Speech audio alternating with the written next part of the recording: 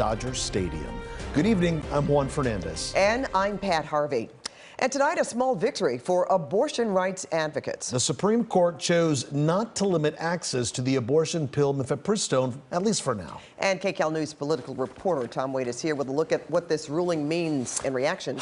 There is so much going on with this, right? It's very complicated. We're going to take you through it, but the bottom line is the pill is once again available, right? So this all started with a conservative federal judge in Texas with a history of anti-abortion rights activism who ruled the FDA should never have approved mifepristone. For now, his ruling is blocked, but this is still very much in the court system.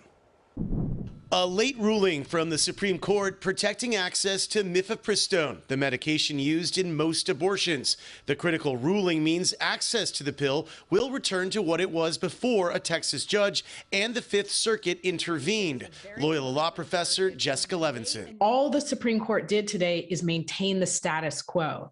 Mifepristone is still legal, it is still available, and this case is still being appealed. Access to mifepristone was put in jeopardy after a Texas judge appointed by former President Trump and an ardent opponent of abortion rights ruled several weeks ago the FDA improperly approved mifepristone more than 2 decades ago, and he put a hold on the approval but also suspended his own ruling pending an appeal. Then the Fifth Circuit Court took the case, reversed his ruling, but added restrictions on the pill. Friday's Supreme Court ruling erases all of that for now.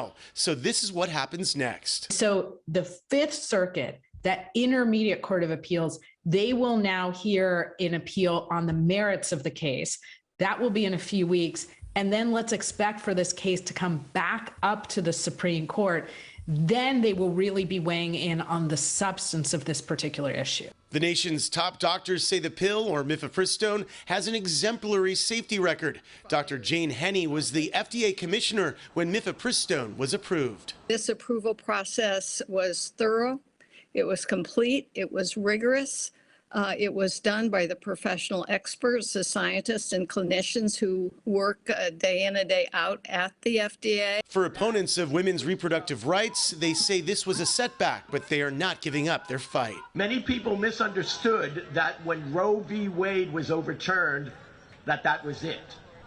That was just a starting line. Women don't deserve this. They don't deserve to take abortion and do it on their own. They deserve support. President Biden reacted to the ruling, saying in part, "Let me say this, I'll continue to fight attacks on women's health. The American people must also continue to use their vote as their voice and elect a Congress that will restore the protections of Roe v. Wade."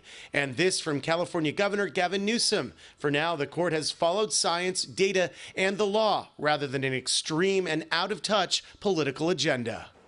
So again, this case now goes back to the very conservative Fifth Circuit Court.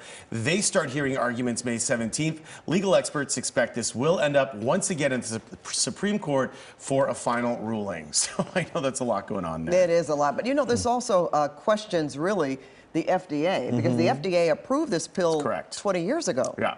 So, and you know, that raises the question from legal experts, well, if the Supreme Court were to suspend the FDA approval, then what else could they suspend? An Alzheimer's drug or a vaccine? Other medications. Yeah, so that there's concerns you sort of open Pandora's box if you start to undo FDA approvals. So. And Tom, we understand there are new developments. Another story you've been following? Right, so Senator Dianne Feinstein, who, got kind of in the